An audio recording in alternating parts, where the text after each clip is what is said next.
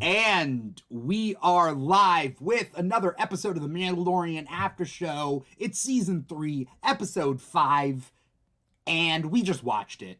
For those of you who don't know, this is a show brought to you by Aqil, where we literally watch the Mandalorian show when it drops at like midnight Pacific time. And we're here at 1 a.m. Pacific time, early Wednesday morning to talk about it. I'm your host, Dimithri Perera. And if you're listening to this and watching it, I guess, you're watching us on twitch.tv/TheKeeg Show or youtube.com/TheKeeg Show, and you can see who our guests are. But if you're listening to it and not watching it, you're probably listening to it on the podcast, and that's wherever you get your podcast from. Let me introduce my co-host. We got Sara Zitney, aka Miss Marauder. Sarah, how's it going? Going fantastic. In all aspects. You've had a busy week. I've had a busy week. Yep, we did WonderCon. We adopted a couple of rats. Literally, not metaphorically. Like, my daughter has 2 pet rats now. It's because of Bruno? Because you were a Bruno Mandalorian? No, she's been asking for rats for a while because she got a hamster and it did not live up to its expectations. Oh. And it also didn't live. Oh, I was about roller coaster. So she's ride been itching for another pet, and I told her that rats are very sweet. So she's been it was used as bribery during WonderCon. Don't beg me for art prints or else maybe we won't get rats. So remember, you're getting rats after WonderCon. So I'm not for or against rats. I have been on the other side of the battle with rats before. I'm afraid of being attached to a rat because a rat could look cute when I look it in his face. I don't want to look into his face. If there's an infestation, you got to kill him. It is what it is. Yes, I don't want to befriend something that I'm going to kill. I mean, rats as pets are delightful. They are prone to like tumors, which is a bummer. They don't live super long, but no rodents live super long. But yeah. Okay, so we've got 2 new family members, and my cats are very angry. They're like standing at the door of her bedroom being like, oh, you have cats and rats. Yeah. Are you gonna get bats? She's like, I want a bird. And I'm like, if we get rats and a bird, it's gonna be a full blown like revolt from the cats. They're gonna be like, oh, I thought the animals will team up against you guys. Maybe, or it could be a civil war in the house. Yeah. Who knows? I guess I should introduce the guest of today. We got Aqil Dhanani, aka Aqil Dhanani, on social media. Aqil, how's it going, man? It's going fantastic. I am regrettably rat-free this week, unfortunately. But I am excited to talk about The Mandalorian. I'm excited for Star Wars all the time. I was about to say, what did we see? Maybe it was in the first episode of the season.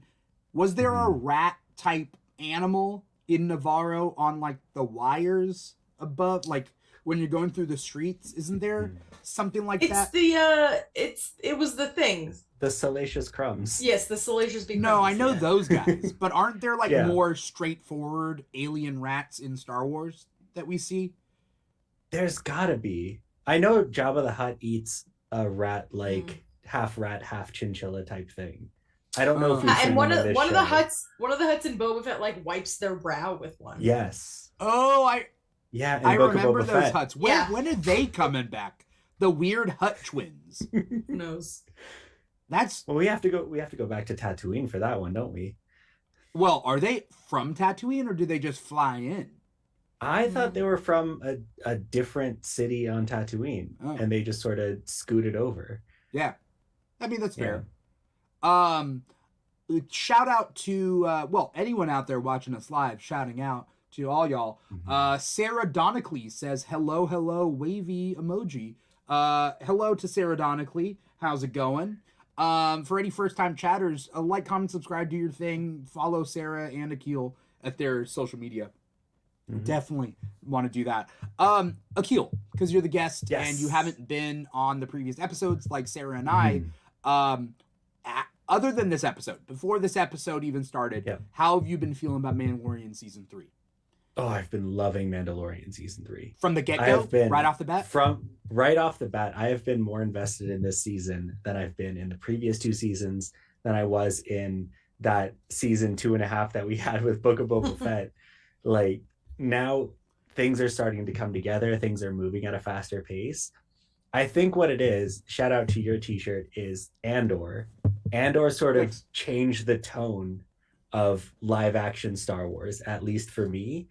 And especially in this episode, I'm seeing that reflected now in Star Wars TV. And so I'm like, I'm here for it. I'm here for the real nitty gritty Star Wars. It's funny you bring that up because I always thought each Star Wars show was gonna pick a lane, Mm-hmm. but this episode was kind of like we're just gonna try everything. We're gonna play with our Yes. toys and Yes. have political intrigue.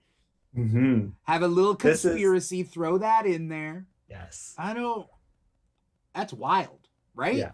For people that follow me on TikTok, that follow me on social media, you'll know this episode is right up my alley. Just like you said, we're playing with our toys, we're exploring everything, we're seeing every facet, and we're tying up a bunch of loose ends, which I got kind of like cautious about towards the end. And then they just opened up multiple cans of worms afterwards, and I'm just like, it was so exciting, so exciting. Yeah. But we'll get there. We'll get there. Yeah.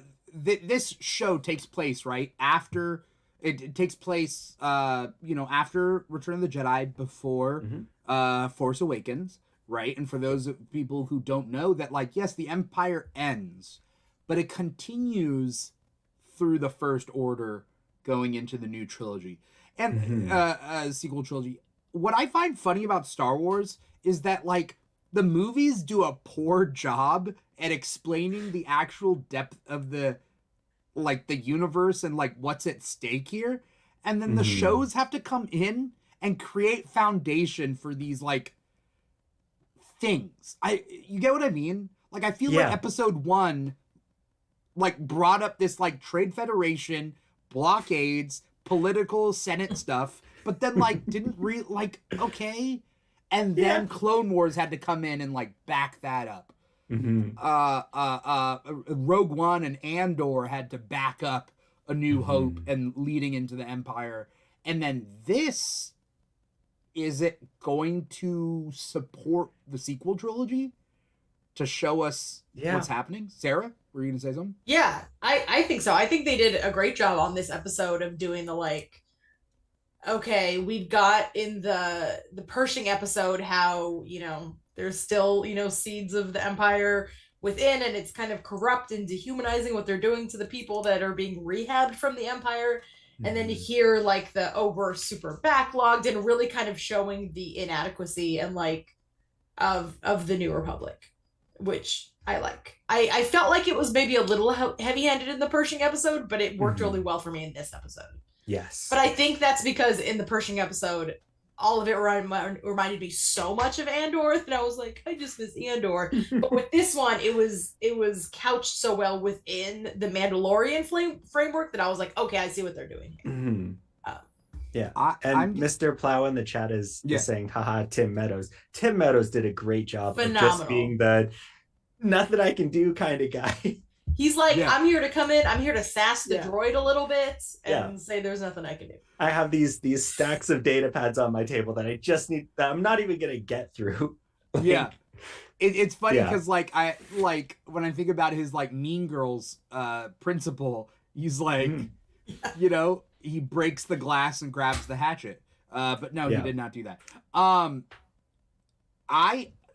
getting these wild thoughts in my head that like Star Wars media is going to dive into the development of the First Order, and when they're done, then we're gonna visit it post Revenge of the Rise of Skywalker. I think they're gonna show us like why the sequel trilogy was necessary and explore that and like support that, and then we can move on past that.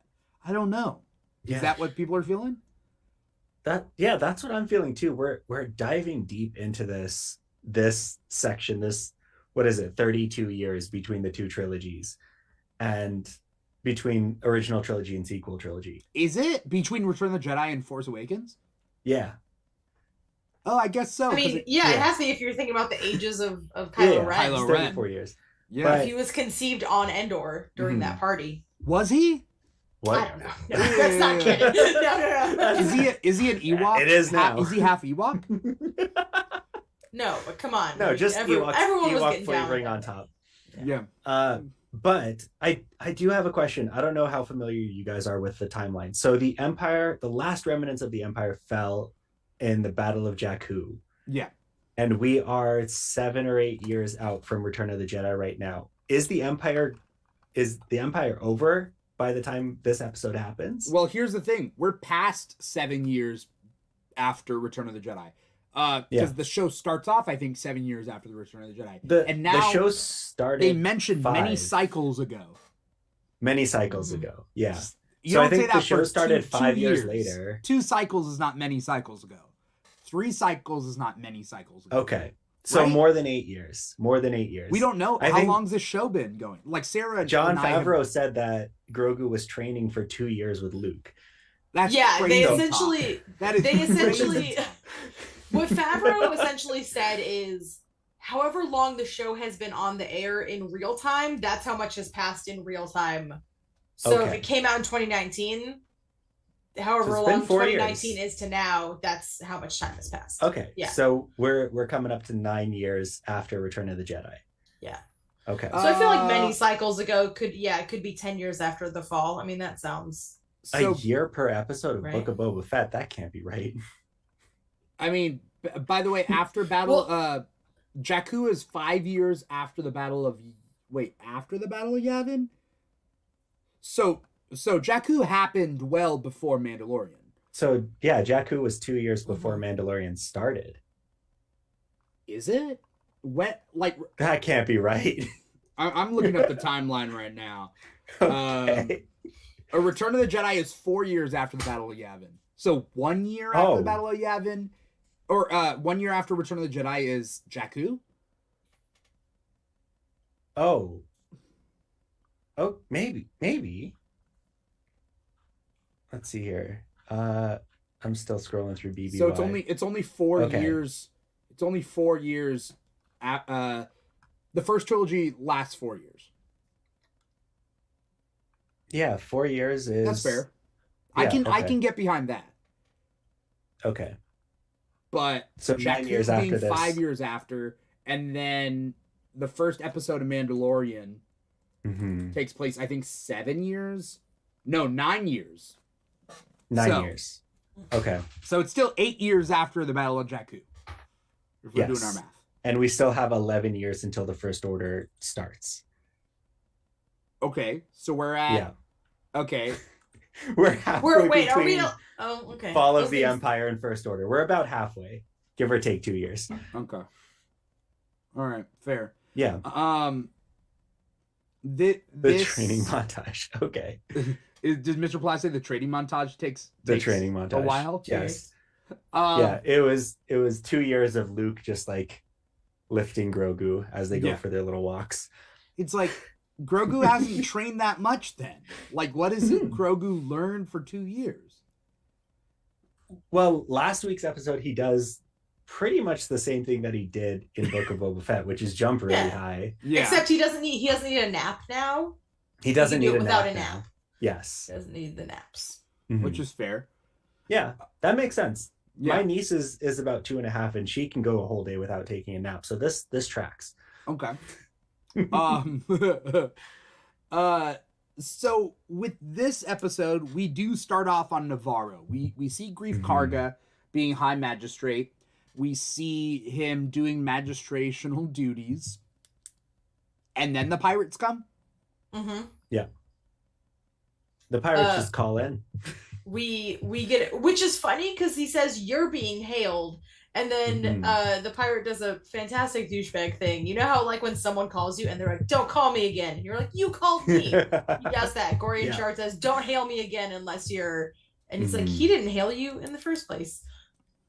But he does also say something that has hospitality, and then we get a classic. He shot first. Yes. Yeah. To which I wrote down in my notes, did he? And then I went back and watched the first episode, and no, he did not. No, he did not. Ooh. Oh, okay. So Grief is just saying Okay. that. Yeah, so that's a classic who shot first Mhm. little nod. There's been a couple of classic Star Wars nods in this season alone. But what I thought interesting was that, like, what's his name? Gorian Shard? Mm-hmm. Yep. So Gorian Shard was like, Grief was like, he shot first, and he's like, and now I shoot first. And I wanted to be like, you can't do, wait, what? So you shoot first twice?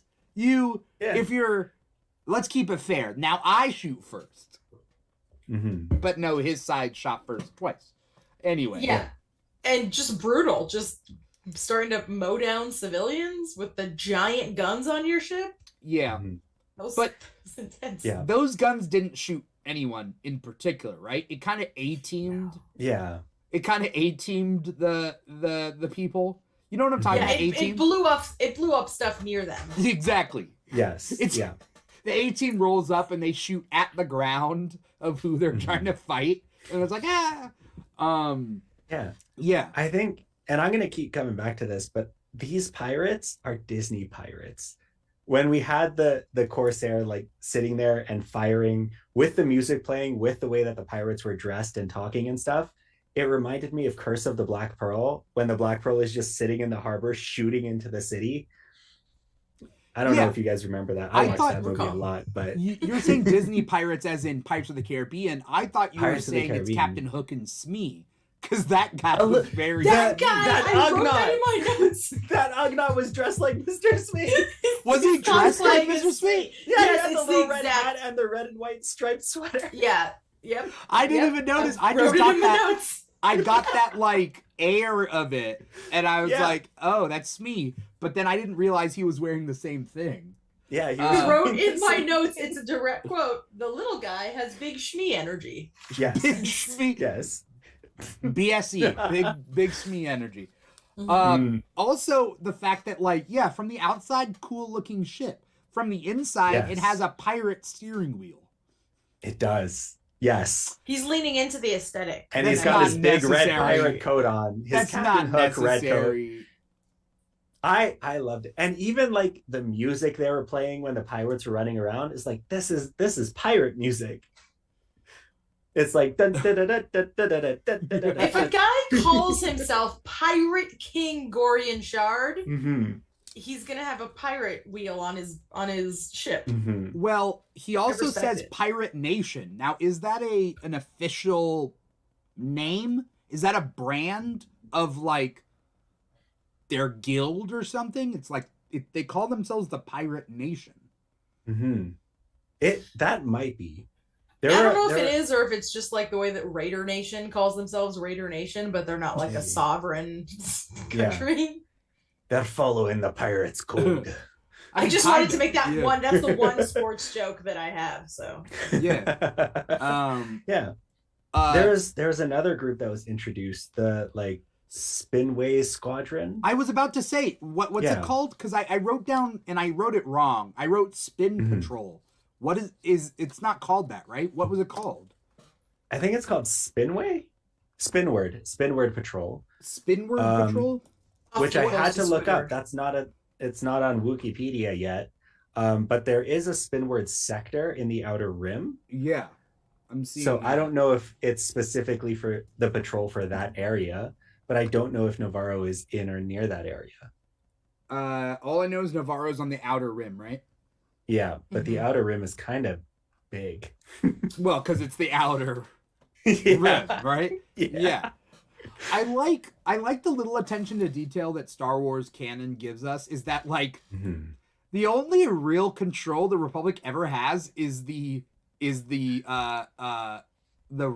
what's it called? The inner rim, the galactic core planets, the core galactic right? core.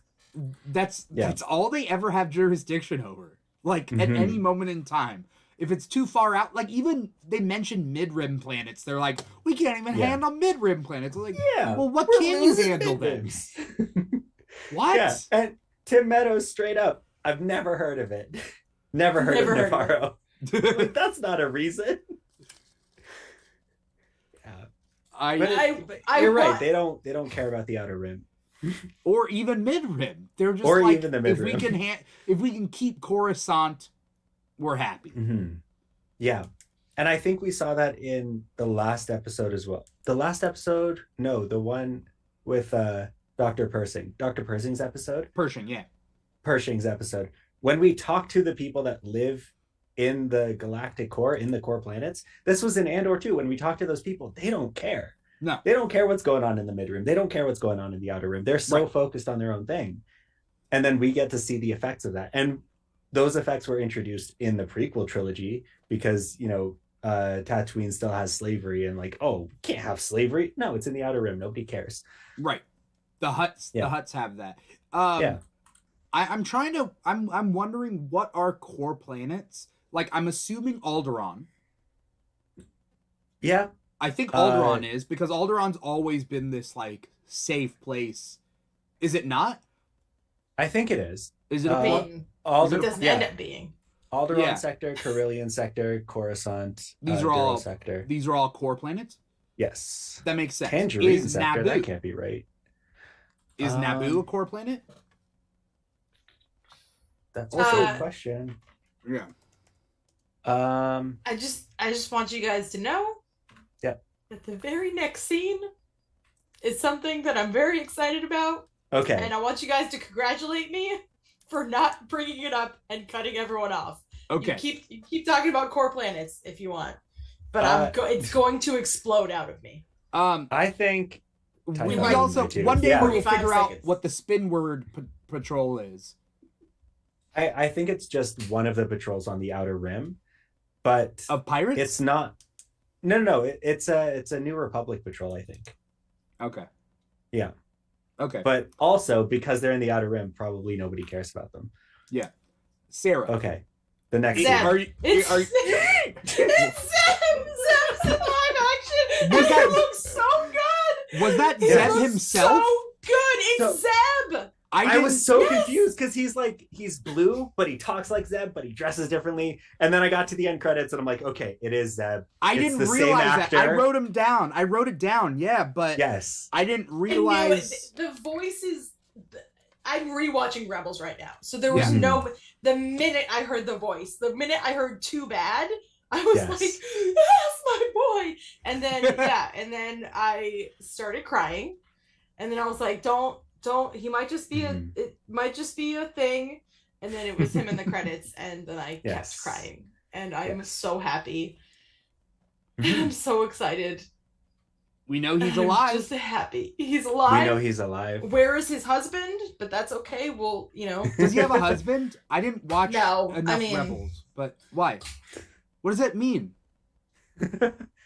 I don't think he didn't look CGI. He looked CGI Yeah, to me, especially was after CGI. Gorian Shan, Oh, who is obviously an animatronic, and Yeah. his lips do the animatronic thing, and then to cut straight to Zeb, he was noticeably CGI. I think his face was CGI.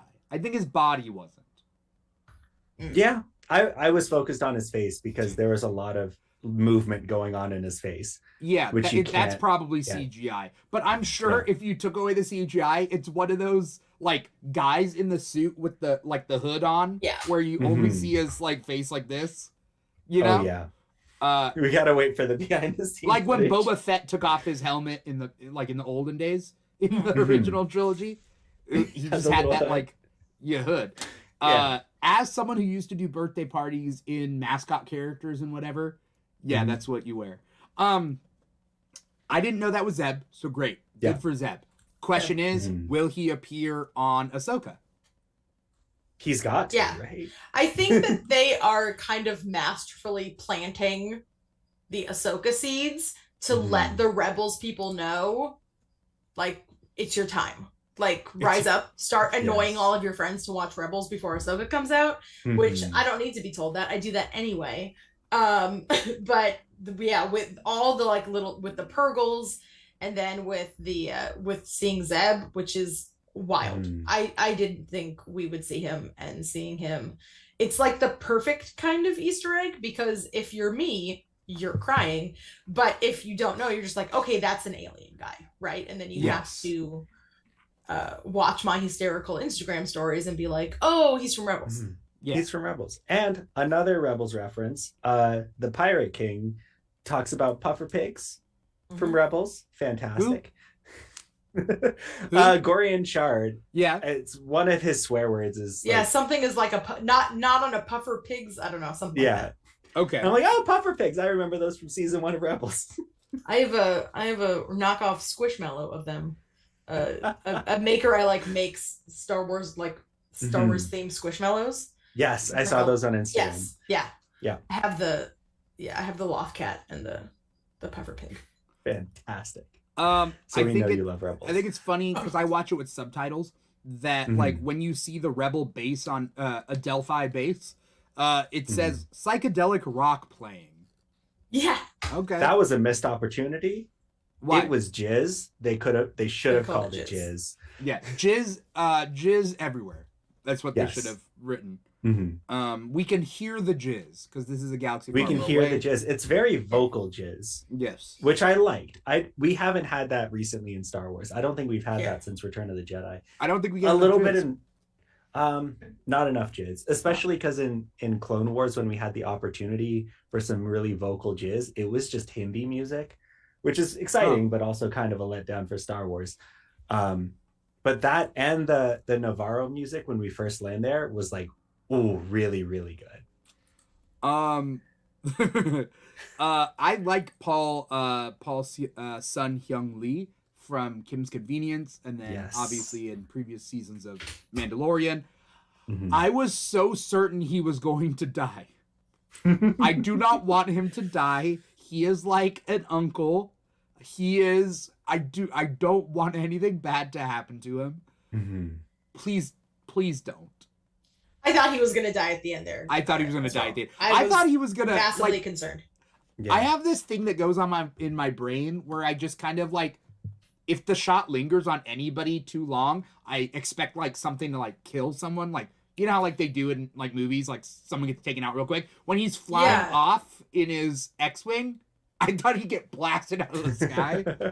They're like, and then like, oh, well, Paz Vizsla got him. You know, I just the very end it was like real spooky. Didn't like that. Didn't like the vibe, so I was concerned for him. Especially classic conspiracy thing of like, oh, I'm getting too close to the truth, I get taken out. Yeah, I'm afraid. I'm afraid for his well-being. Well-being. Who I want to see more of is Tim Meadows. I would like to see more Tim Meadows. I don't know what the hell he's doing. He's just stacking data cards. It's fine. In his acting career, what's Tim Meadows doing? Well, what's he up to? I meant as a character, but I guess that too. I want like a spin-off of him and Cyril Karn just butting heads. No, I want Cyril Karn to be dead far before that. That's true. Yeah. I keep mixing up my timelines. Yeah. I love the droid just looks him in the eyes and then does the exact thing he just asked him not to do. Which is what? I love that. He says, "Don't put those on my desk. There's already like too much on my desk." Yeah. Or like, I don't like a cluttered workspace, and then the droid just like puts it on his desk anyway. Yeah. Love a I think I was droid. writing notes at this time. I wrote down what's her name? Kane? Alaya Kane? I hate her. Yes. And Teva, he does not trust her at all. What's his when name? She was like, I was liberated. He's like, okay, what's sure. Paul? Teva? Okay. Teva. Yeah, okay. Teva. Teva. Mm-hmm. Yeah, when he was like, there was a little bit of like, you people, and then she was like, I was liberated, and he just gives her the dirtiest look I've ever seen. Yeah. I was like, normally I would be like, don't judge her, but also he's right. So he's right. Yeah. I mean, yeah, I'm all for like giving them a second chance, but I in Pershing's case, maybe like, yeah, he should have, but this one's proving to be a rat, you know? Yeah. Yeah, I missed the double cross in the previous episode.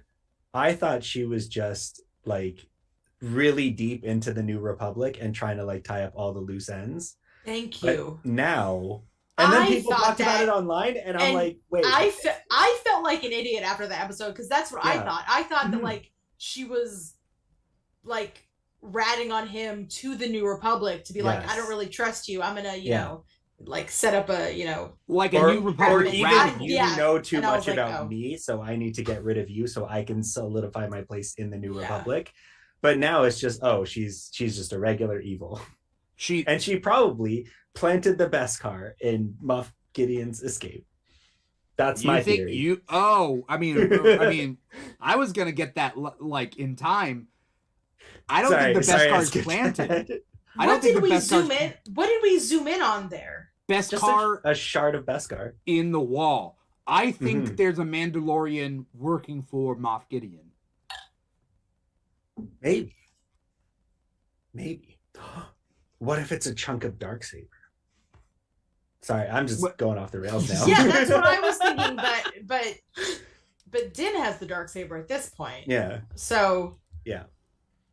uh, Mhm. I mean, it could be Bo. It could be someone I think else. it's Bo. I don't think it's Bo. How long has it been? Who broke? Like, how long has Who's- it been since Moff? who's the other Mandalorian we know who's out and about?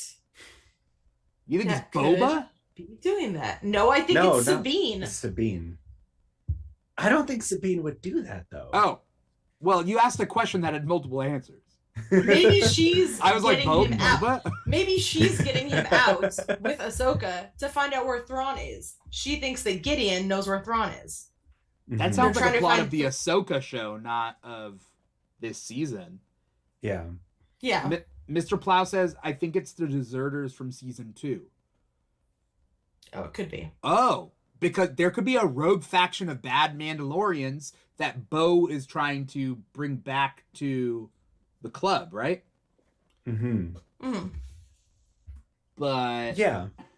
But is she in regular contact with them? I thought she was just sitting on that chair all day. Yeah, I'm because she saying says Bo's that not they involved. left her. I'm saying, yeah. Oh, there's she's a not rogue- involved. Yeah. Yeah. I mean, I'm saying she could.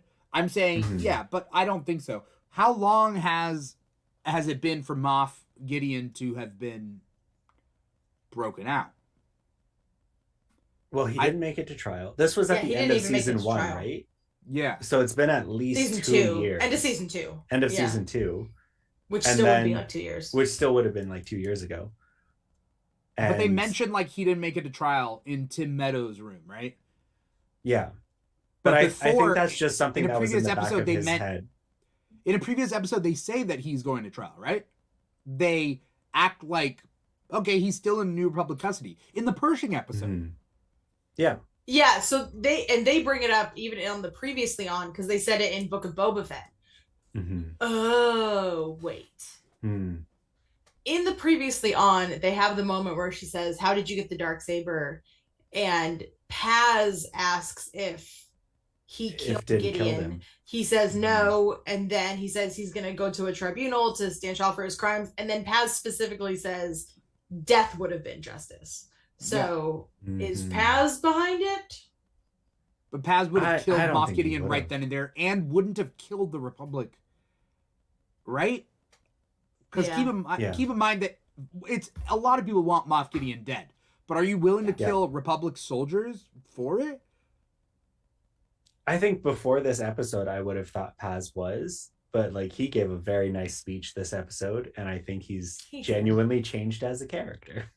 And I forgive him now for lugging that giant gun everywhere because I'm like, okay, it did Mhm. come in very handy.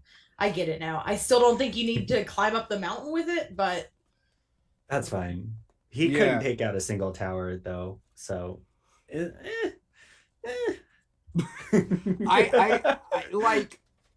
I do think Paz is shameful. Like he's ashamed of. Mhm. He said everybody gave up. He even gave up on his son, right?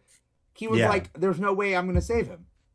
Mhm. yeah. And Bo was one who found a way. I also thought it was classic trope, just like, hey man, like why should we trust you? Blah blah blah blah blah. because we're brothers. That's why, and I'm gonna be there for you no matter what. If anyone else did that, I would have been like, ooh, that's bad writing. But because Paz Vizsla did it, I was like, Paz Vizsla was like, they're gonna eat this up. I'm gonna give him a twist, okay? And he was like really proud he made of a himself. meal of it. Why should we do this? Because we're Mandalorians. And I was like, okay, Paz. Okay. It's giving me. I'm trying to figure out the energy. It's giving me. It's giving someone me who High School wants Musical. to be team captain so bad, but lacks the proper skills to be like is not charismatic at all. Paz is not charismatic. He rolled very low on his charisma score, right? And so, but he's like, I should be leader, right? He's always kind of been that. He wanted the Darksaber. He wanted that. This is him being like, this is my motivational speach. And I also think it's like ride. Din gave a speech, so I'm gonna give a speech. Yeah, I'm not just gonna say I agree. I'm gonna do a little speech like Din did. I think he's a goober. Yeah, he's growing on me for sure. He's our lovely chunky boy. He's Sarah, chunky boy. Sarah, he's growing on you. He is. Are you gonna be a Paz fan at the end of this? How dare you? It's okay. No, I would not go that far. He's growing on me. This is the a parasite. Viewer character sort of equivalent of a rom-com. Yeah. You know, you don't like him, he could grow on you. It's wearing me down. Yeah. I feel like I'm not going to be a fan of him, but if he dies for the greater good of the show, I'm going to feel bad. I'm going to feel bad. I would feel bad if he dies. Yeah. But is he going to get taken out with betrayal or go down in like a blaze of glory? He's got to go. He's got that gun. He's got the chunky armor. He's got to go blaze of glory. There's no other option for him. Well, there is the option of them finding out there's a traitor in the mist, coming up to Paz Vizsla, accusing him, and then he's like, I wasn't it. How dare you? And then the armorer kills him, and it turns out it's her all along. Ooh. It's a betrayal. I can see that happening. You can't, I don't know. I can see. I don't like that you've planted that seed now. then he doesn't get to go down in a blaze of glory. Then he gets killed after being accused of being the traitor.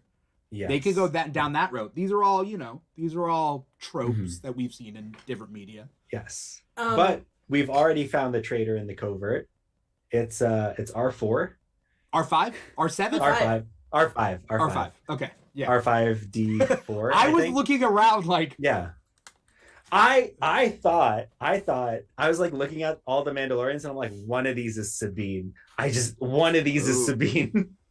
But no, it was the droid. I actually looked up the droid after the last episode, and apparently, I don't know if this is canon or not, but he had a conversation with R2D2, and like he's the one from Tatooine in episode 4. That's what somebody said. I've R2D2. This is on Wikipedia, so I don't know if it's canon or not. But R2D2 said, "Hey, I have important information that needs to save the galaxy.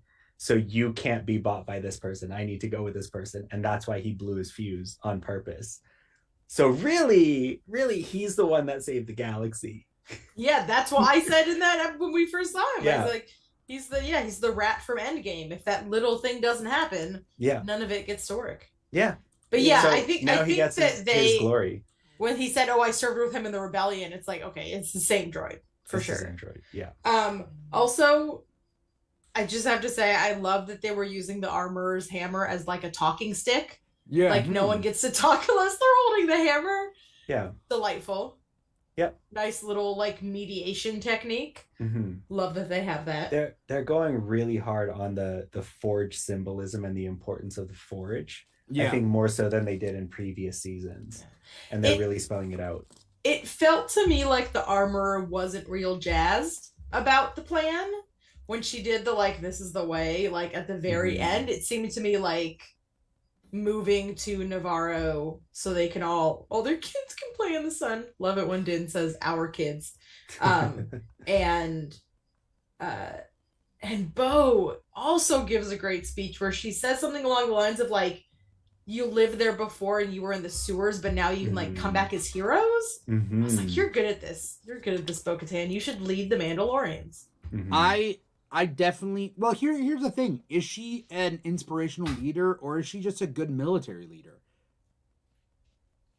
I think she's just a mom.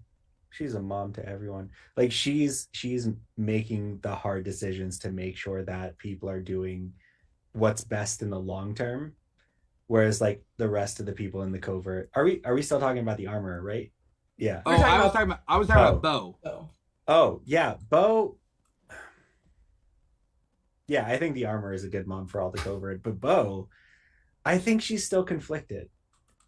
Like even when she wanted to finish off Din and then immediately helped him back when they were on Mandalore, like I don't trust her fully. Interesting. I don't trust the armorer fully. See, that's how I ended the last episode that she was in, where she's like, you saw the mythosaur, I'm kind of ignoring you, this is the way, blah blah blah blah. I'm like, okay, she has her own agenda and all that stuff, but after the conversation that she had today with Bo, I'm more leaning towards her side of like, she has her values, which is uniting the Mandalore, and I don't know if it's like nefarious plan that she wants to unite Mandalore, or if it's just her like religious zeal that's coming through, and she's like, finally we can fulfill the prophecy, so to speak, and that's where she's putting all of her eggs right now. Yeah, I was very scared when Paz was like, the armorer wants to talk to you. That was a real scary moment, but it makes sense to me that if the armorer believes so completely in the, you know, more kind of woo-woo parts of being a Mandalorian, then she has to believe this incredibly clear sign that Bo saw the mythosaur, and the mythosaur didn't come to her or anyone else who walks the very strict way. It came to Bo, who doesn't, you know, traditionally walk the way. So the idea that she is coming around to, it doesn't matter if you know, which, you know, side of the aisle that you're on as far as being a, you know, practicing Mandalorian, we got to bring it together, and you are the one to bring it together because you've walked both sides. I tend to believe her, because I think for Bo, I was like, wow, Bo is they're going through the same character journey where Bo is starting to believe in the way because she saw the mythosaur and was like, oh, all this stuff I thought was fake my whole life is actually real. And it's for the exact same thing for the armorer. The armorer says, I thought the mythosaur was legend, but now you're saying that you've seen it, which means that the prophecy is coming and you're the one that brought it. So they're both, if we trust that Bo had her eyes opened, then we have to trust the same is happening for the armorer. So I trust both of them. I trust Bo-Katan implicitly with my life. And I'm coming around on the armor. Yeah. And I think Twitter is going to hate this take, because everything that I've seen there so far is Mandalorians are a cult and they're like religion, and religion is corrupting and all that stuff. But I think with this case, it's people genuinely believing and genuinely having faith and genuinely having that faith grow, and that's what's giving them strength. And I think up until this episode, if you have like negative experiences with religions, it's easy to project that onto the armorer and be like, oh, she's just manipulating people, she's using her religion to get her way and all that stuff. But I think especially with this episode, you see she genuinely believes this, she genuinely wants this to happen. It's just as real for her as it is for the people who are following her. Yeah. Also, she's believing in a real thing, because we saw the mythosaur. Right. It's a realosaur now. It's a realosaur. Yeah, it's a realosaur. A truthosaur. I want to talk about the invasion of Navarro. By the way, I think it's cool that Grief says he won't abandon. Like the droid is like, we got an escape pod, and he's like, I'm not leaving. Yeah. I think Grief is a stand-up guy, you know? I trust him. But you know. Yeah. But he's always been that. He's always been one to stand firm on what he thinks is right. Yeah, but they were at odds in the beginning. You know? I mean, yeah, there were character disagreements, but he's always been steadfast in his own sort of way of doing things. Yeah. Because the disagreement he had with Din at the beginning was Din, that was kind of Din breaking a contract and then stealing the bounty he was, so Yeah. technically, Yeah. So I'm trying to see. We deal with the Mandalorians coming in. She says tight military unit, right? And they obviously already have the skills, but what I had mentioned in the previous episode is that the Mandalorian as a people have skills that support their survival, whereas Bo has skills that support literal war, right? Yes. And I think there's a difference. Like, they both can shoot amazingly, right? Like, both, but they're shooting for different reasons. And an invasion, that's a specific wartime thing. Like an extract or whatever, it's very specifically Bo's territory. And Bo's got the plan, and then the Mandos have the skill to execute it. Yes. I wrote in my notes, it's finally good to see the Mandos kicking ass, because they've been getting their ass kind of beat by the giant creatures on the planet they were on. And it was kind of a bummer to be like, the Mandos are not looking super cool. And they looked very cool in this episode. They were killing it. They did. Looked amazing. I like that we had a lot of moments with the other Mandalorians, because that's my exact complaint last episode was like, we have dozens of Mandalorians and I'm not really getting to spend any time with any of them. So the fact that we get the small units, it's not like we have a main character with every unit of Mandalorians, right? We see a little group totally independent of the rest of them being awesome. Yeah. And being their own people. They had their own fighting styles. They had their own priority on the field. They had their own way of doing things. And it was really cool to see. Usually when I watch like movies and TV shows, I kind of zone out during the fight scenes because like they don't do anything. But like this one was so creative and it was so well put together, and you can see all the pieces moving in unison or disparately, but it was so clear what was going on that I couldn't pull my eyes away. I couldn't even take notes during that part. I was just so into it. Yeah. And the little salacious crumbs that like gave them the tip. Hilarious. What did they do? And Zellens, they like gave them a point. They were like, they're over there. They like did when they were in the trees. And it like tipped them off that there were more of them in the other way. The Anzellans on the sidelines cheering and like whatever. Yeah, I thought that was funny. Yeah. What's the purpose of the Anzellans? I just they're just there. Like, I feel like most of the time it's comedic relief, right? For Anzellans. Yeah. They normally fix something robotic, but then they're just there to be like, yeah. It's gonna be okay. Yeah. It's gonna be okay. Yeah, they're great. And at the end of the day, it's a Star Wars show, it's a Disney show. You need to have those little silly moments as well.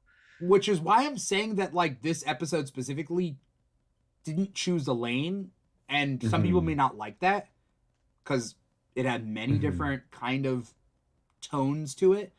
Yeah. Or you like it because it has so many different tones. I think they pulled it off, personally. You know? Who says I like these odds? Oh, that's Din. That's another reference, Greef right? Karga tells him, he says that he's outnumbered 10-1. He says, I like those odds. I think that's a callback to the first season of Mando, where they tell him, the Imperials tell him they have him outnumbered 5-1 or something, and he says, I like those odds. Oh. Is that a callback, though, to Han Solo? Don't tell me the odds? It could be. Maybe, yeah. I think it's interesting. You can tell a lot by a character by asking the same question to multiple characters and have them say things and like reply in different ways, right? Like Han Solo, don't tell me the odds. Mando having like, I like these odds. I'm sure other characters would reply in their own way too. And then Greef like kind of laughs and says, "Oh, I'm sure you do." Yeah. Like, I bet you do. Yeah. Who was surfing a snub fighter? I wrote that on the thing. Was that Bo? I- No. Who was? No, I think it was No. one of the background Mandos. Okay, because that was super Yeah. cool. That was cool. I didn't see them get on, but I definitely saw them ride it down and then jet back off at the end. It's fantastic. We need a Mandalorian video game, Mm-hmm. like where you could play multiplayer as like tactical squads, and like, come on, give us Star Wars games. Yeah, as someone, if I may be a little bit sappy, as I often am, as someone that was just at WonderCon, that went to a Mandalorian gathering where there was like 100 probably Mando cosplayers together, like chatting and looking at each other's kits and like hanging out. This was it felt very serendipitous that this week was the Mandos being awesome and like standing up for each other when like I was just introduced to that like real life community of it. It was very, very like tugged on some heartstrings for me for sure. Yeah. And the like when he says Grief says you may no longer have a home planet, but you have a home. I was like, that's freaking such a good line. I was like, that's so good. It was like heartwarming. It was so sweet. It was. Yeah. Like, I hope everything works out for them. I hope so too. Yeah. And I hope as the season goes on, it was like 3 or 4 more episodes. I think. But I hope as the season goes on, we get to see Bo doing her work and getting 3 more episodes, like bringing more Mandalorians into the fold. Some that like follow the strict religion, some that are just, Mandalorians, more foundlings even, so that we can see that sense of community. And if I can get sappy for a second, before the show came out, the Mandalorian specific fan community was very not pleasant. They were very exclusive, very angry people. Toxic. Yes, like very toxic, very in one very specific political group as well.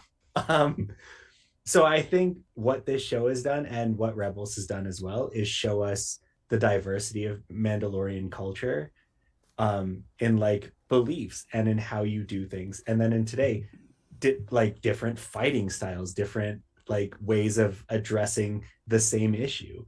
And like you said at WonderCon, we're seeing a world of Mandalorians instead of just this tiny little sliver and saying that's everybody.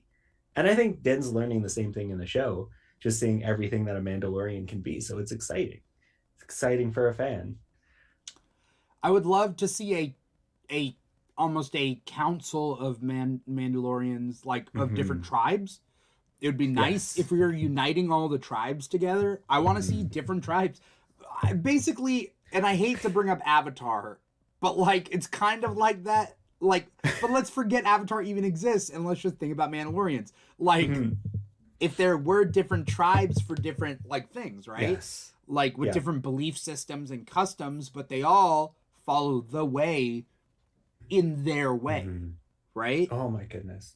I think it was D23 when Temuera Morrison like got up and they were announcing Book of Boba Fett or something to do with Book of Boba Fett, and he did a Maori haka on stage in front of everyone, and I'm like, this is what I want to see from the Mandalorians. I want to see different warrior cultures and how they do that across the galaxy. And I hope, since we're finding all the Mandalorians now, I hope that's what we see.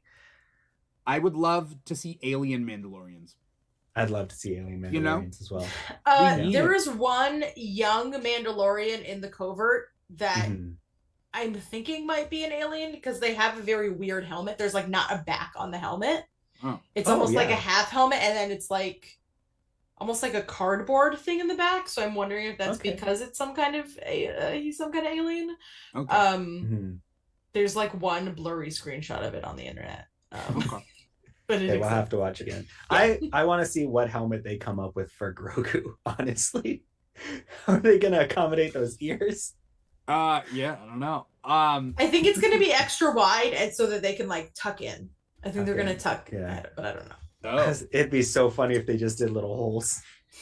Or they had slight like triangles. Like, you know? oh yeah, points. Yeah. It doesn't have to be just some so room. huge, right? Like when we wear a mask, we don't get like an actual ear thing but like our ears do that, so kind of, Yeah. you know, kind of like, okay, so separate thing, but back to what we were talking about. But when Boba Fett uses the Tusken Raiders, like club, his gaffy stick, yeah, like that is super cool, right? I would love to see a tribe of Mandalore that swore off guns. Yeah, especially because that particular weapon it's a real life Earth weapon that's used by the warrior tribes in East Africa, the Maasai. What a background reference. And to see, that's like the main point that I made, is like, I want to see that. I want to see those weapons and that aesthetic in the armor as well. Yeah. Sorry, Mr. Plow says you want Batmandalorian. Kind of. Yeah. I just think it would be cool. Let's get vibro blades and vibro swords and staffs, you know? Yeah. I wish we still had the spear. Oh, that would have been so good. Yeah. But no, it's too dangerous. You can't have a spear and a darksaber, but like Din hasn't been using the darksaber. He's so bad at it. Does he even still have it? The last time I saw it was when Bo-Katan picked it up. I don't know if she gave it back to him. You think she did a little like whoop and like she hit it like magic trick style? No, I just think because she picked it up when he was captured, and I just don't think she ever gave it back, and I don't think he ever asked for it back. I thought we were gonna get some kind of mention of it because it was in the previous thing on. They were talking about the darksaber, and then still, nothing. Yeah, I think they only mentioned the darksaber to remind us that Gideon's not dead. Yeah. So we deal with them dropping in. Vane, that one pirate, left because he's a coward.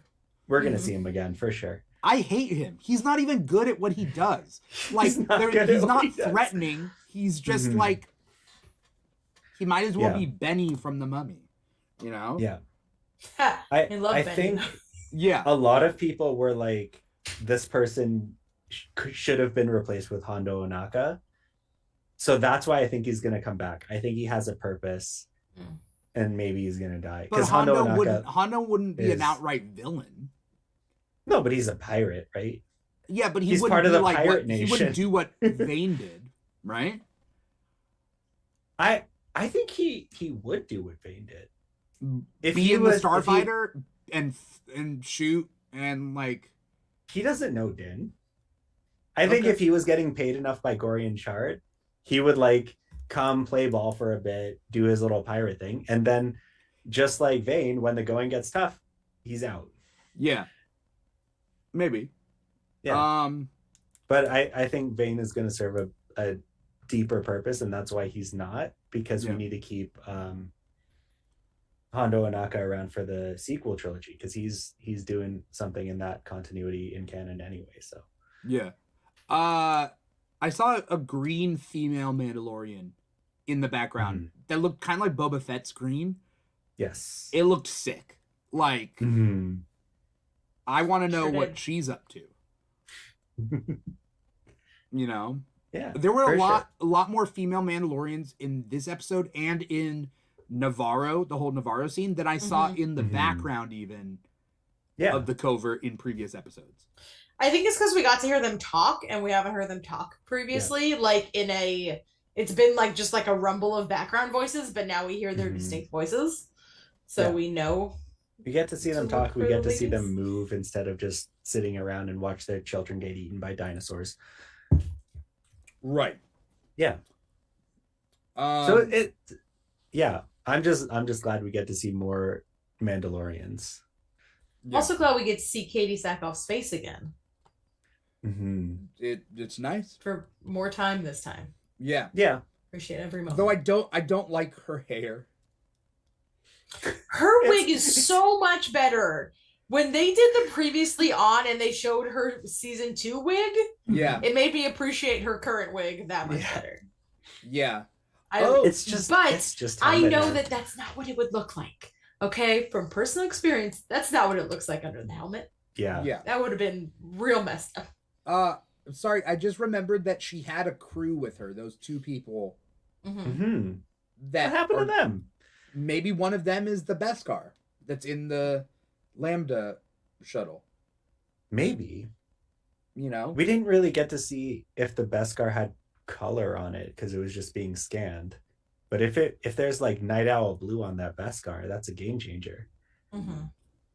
Yeah. Oh, for sure. Yeah, I couldn't see why it was zoomed in. I like paused it and I tried to turn the brightness up, and I was like, I don't know what they like. Yeah. They zoomed in, and I don't know what if it was supposed to be a piece of the Beskar or what was being zoomed in on. It just looked like a broken chunk, to my understanding, and I think they said something to that effect as well. It's like a remnant of Beskar. It's not like an actual object. Yeah.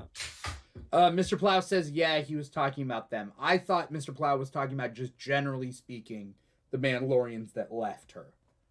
Mm-hmm. But those people could come back because they've been given a face. They've been given a name. Like, yeah, why not bring them back to betray the others? I don't know. I hope they don't. That would make me sad. I like, in my heart, I hope that the Beskar was planted, and I hope that the Mandalorians didn't actually do that. Yeah. But I can see it being used as a plot device to sort of like finish off glassing the Mandalorians. So I don't know. I'm optimistic. I want to see as many Mandalorians as possible. Yeah. So I'm hoping that they're not the bad guys by the end of the season. No, but I think they'll maybe have some more struggles with bringing everyone together, right? At that point, though, you might as well just give Bo her own show. Maybe. Yeah, I'm interested because a big complaint that people have had about the season is like, it's going too slow. I don't know where it's going. And I don't think it's been going too slow per se. Mm-hmm. I think it's going in the same pace. I just thought, I think I said it last time, where I'm like, the monster of the week, you know, with the dragon thing is not as interesting as the bounty of the week that we were doing before. Yeah. So I really liked this episode. I like how it brought everyone together. And now I'm just a little bit, I'm like, okay, well, now Bo's leaving. You know? So it's like, okay, I'm sad to see Bo leave. And then the question is, are we going to spend like half our time with her, half our time with the covert? Like, I hope we do get to see what she's doing, and the fact that she is kind of like the co-lead of the season, that she's been such an integral part with Din. I'm hoping that we also follow her where she's going next. Yeah. But I also remember what they did with Lando in the sequels. And I thought for a second that they might do that, where like Bo just leaves at the beginning of the next episode. And then in the last episode, a bunch of Mandalorian ships show up out of nowhere. Just like they did in The Rise of Skywalker. Yeah. Yeah. But, there's something else I was going to say, but I don't remember. Who's Lieutenant Reed? Lieutenant Reed? That's who, what Paul Lee's character is talking to when he's talking to, like, the guy. It's whoever's Lieutenant Reed is saying, like, the files are confidential, blah blah blah. Yeah. That's the guy he's talking to. Who is he? Do we know? Yes, we do. In season 1, there were 2 X-Wings that hop up on Din. Uh-huh. And he's the guy on the other X-Wing. Isn't that Dave Filoni? Was it not? No. Isn't one of them Dave Filoni, though? One of them was Dave Filoni. I think there's 3 maybe in the first season, and there's 2 in the second season with on like the ice planet. Oh yeah, this is the season 2 one. Season 1 was Dave Filoni. This is the season 2 one. Reed appeared in Chapter 5, Return of the Mandalorian, the 5th episode. Oh, the 5th episode of the Book of Boba Fett. Yeah. Oh yeah, when he got the new ship and they tried to pull him over and he just ran. Oh, he's Boba Fett then. Okay. Yeah. Yeah, he's only interacted with the N1. Okay. He's Dave Filoni's replacement, I guess.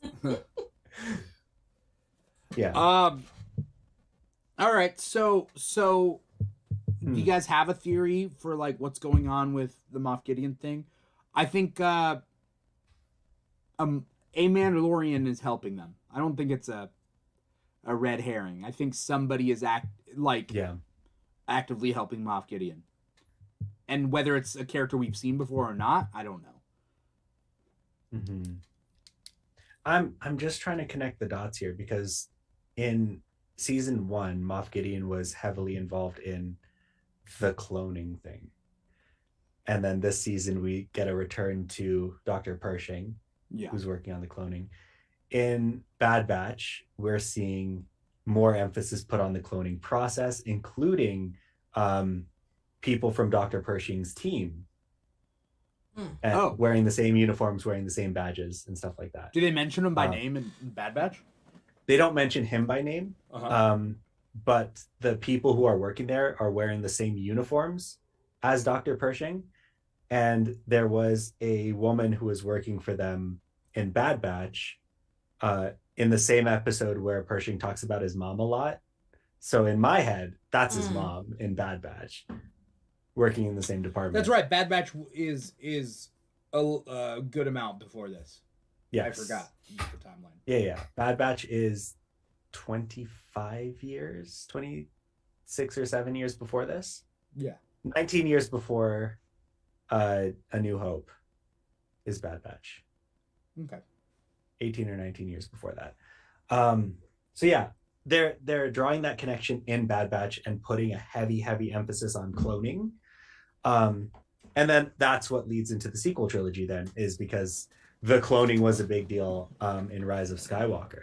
Yeah. So I think that's what they're building towards, and I think Moff Gideon has another role to play in that. So whatever is going on with his escape, whether a Mandalorian is involved, I think it has to do with the cloning process. There's also the idea that, like, and I had mentioned it before, it's kind of like Hydra in S.H.I.E.L.D. There is an element of the Empire still around, right? That will eventually turn to the First Order. Mm-hmm. And that sucks. Like, knowing that that's coming. Mm-hmm. But, like, that's what happens when you don't... Mm-hmm. I don't know, when you deal with your enemy in that way, I guess. What I'm hoping for, and what I'm optimistic about, because the timelines match up, is that there is no personal connection between the Empire and the First Order, and that the First Order is just people who like mythologize the Empire and think about the Empire and want to replicate that, like a neo Empire, instead of a continuation of the actual Empire. Right. That, like, maybe this time they'll do it better? Yeah. Instead of the Empire continuing, it's somebody trying to start the Empire over. That's what I'm hoping the First Order is. And from what we've seen in the sequels, that's what it is until Rise of Skywalker. But I hope that the cloning process is not continued by the Empire. I hope that is something that we've stopped with the capture and escape of Moff Gideon.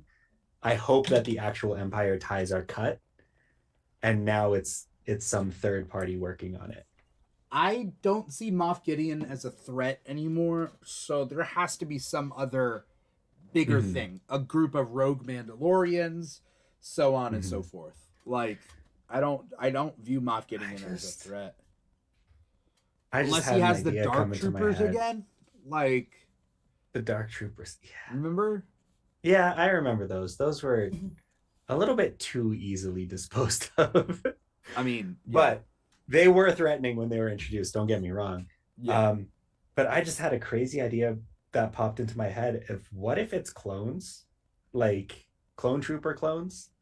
Yeah. And what if the Mandalorians are like related to Jango Fett, and they're the ones who are trying to get Moff Gideon and trying to get this process restarted, connected to Kamino somehow. Oh, yeah. I don't know. I'll have to watch the Bad Batch finale and see if they make more connections, because this season has had a lot of connections, and I think they very purposefully like release the episodes at the same time on the same day, saying, hey, if you want the full picture, watch these together. I never thought of it that way. Mm-hmm. I have not. I'm only like 3 episodes into this new season. I don't blame you. The first 3 episodes of the season are rough. It gets better. I promise it gets better. But the first 3 episodes are just. Actually, I am a little further than 3 episodes, but Okay. I don't remember what episode I'm on. But still, yeah, That's fine. This season's been tough. Yeah, Even tougher, I think, definitely, than the first season. Yeah, I gave up on it, and then I saw like a random tweet that's like, "Oh, they're focusing on clones and Bad Batch, and it's connected." I'm like, okay, maybe it's worth checking out. And then I got to like episode 5 or 6, and I'm like, okay, now I'm starting to like get into it a little bit more. I'm starting to understand it more, and I'm invested in both. Yeah, Mr. Plow, be careful that you're not putting spoilers in the chat. I haven't caught up yet. All right, so I know what you're talking about, Mr. Plow. You're getting real close. Really quick, final thoughts about where we think this season is going. I think Moff Gideon's gonna come back. I think he's gonna make another appearance. Like you said, he may not be the big bad by the end of the season, but I think he still has an important role to play. I think that important role has to do with cloning. And I think we're going to get a Book of Boba Fett style finale where just a bunch of people are coming together to fight a singular fight. And I think Bo-Katan's going to have a huge part in that. All right.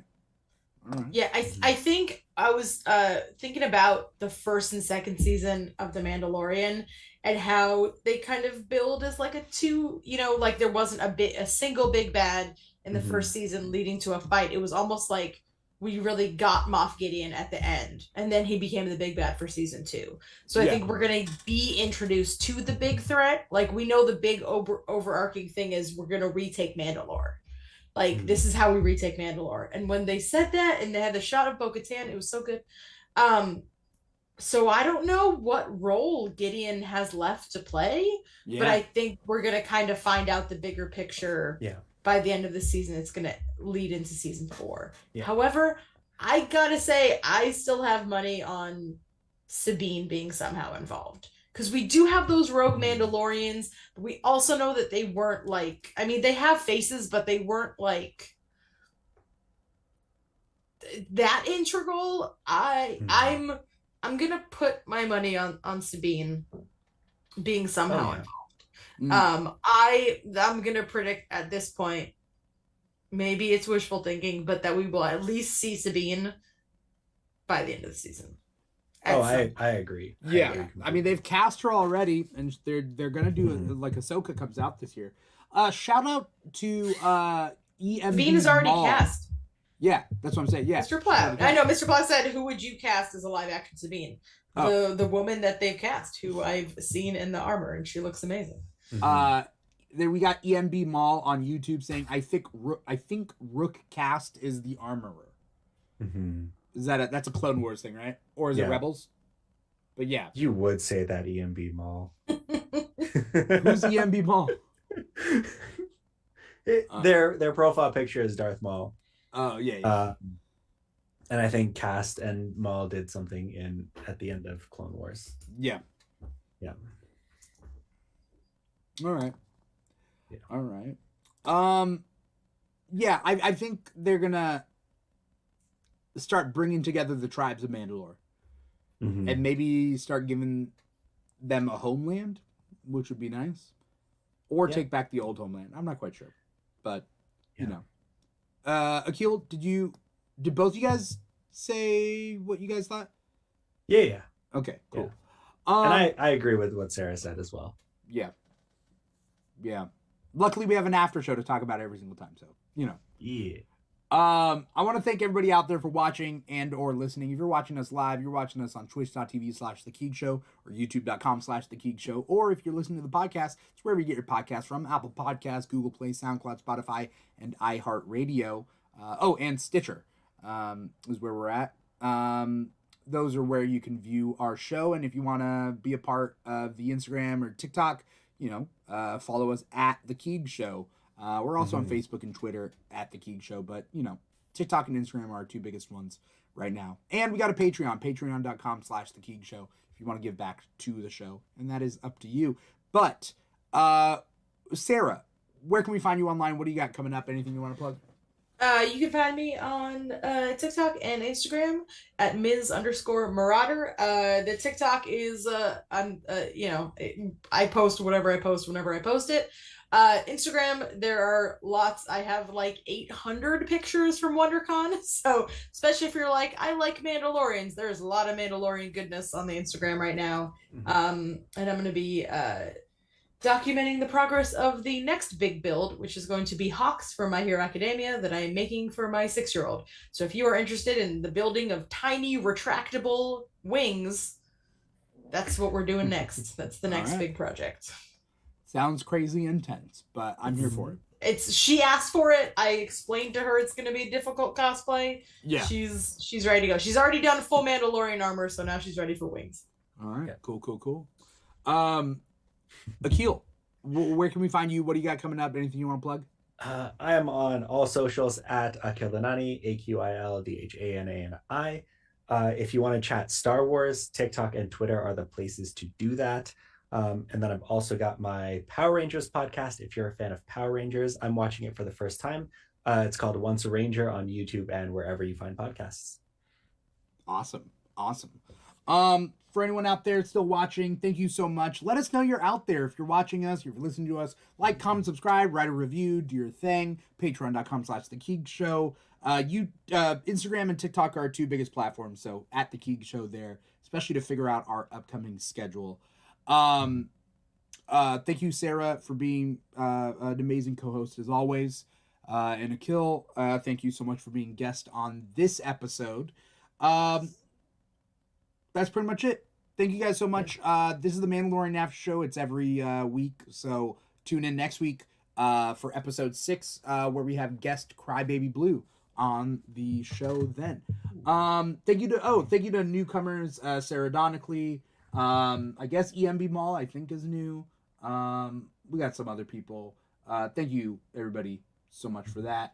Either way, as far as the Mandalorian After Show is going, I'll see you guys next week. Once again, I'm your host, Dimithri Perera, and this has been the Mandalorian After Show, Season 3, Episode 5.